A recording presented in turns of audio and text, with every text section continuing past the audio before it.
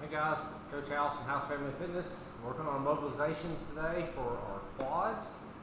I call this one a fancy name of the QuadSmash.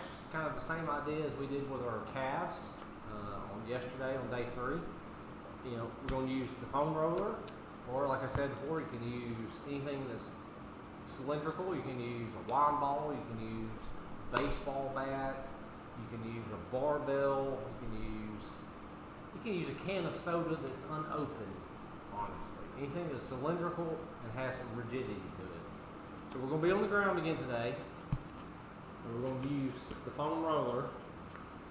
And we'll set it down and we're going to work distal to proximal again. So we're going to work, since we're working on the quad, we're going to start from our knee and work to our hip.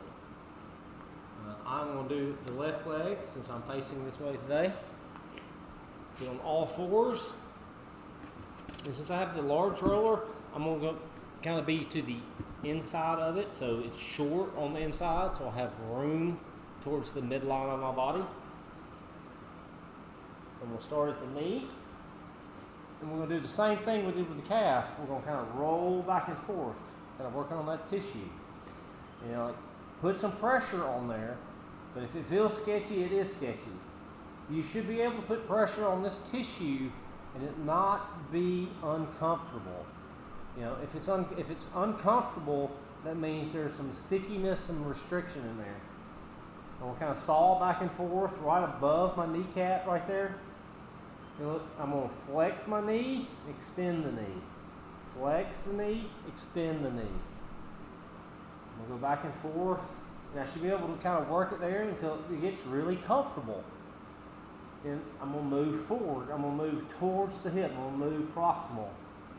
And you're going to find a place that's like, ooh, there it is. It's like, that's really kind of nasty. So you can actually flex the quad really, really hard. You can hold your breath for just a second and then relax. Like flex and then relax.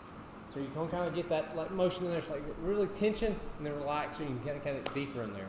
So you're going to work from the knee, sawing back and forth, all the way up to the hip. Now, just a word of advice, when you get kind of up here towards the hip, it's not much tissue there. It's kind of very tender. You're not going to get much further than your iliac, than the hip bone right here. You're not going to get all the way up there because there's no tissue. There's no real tissue to work on there. So you can work from the knee right up to that kind of that hip crease, sawing back and forth, working on that tissue. Remember, we're getting hydration in there, getting perforation, which means circulation. Do both sides. It should take a minimum of 2 to 3 minutes to go from your knee to your hip. See you tomorrow.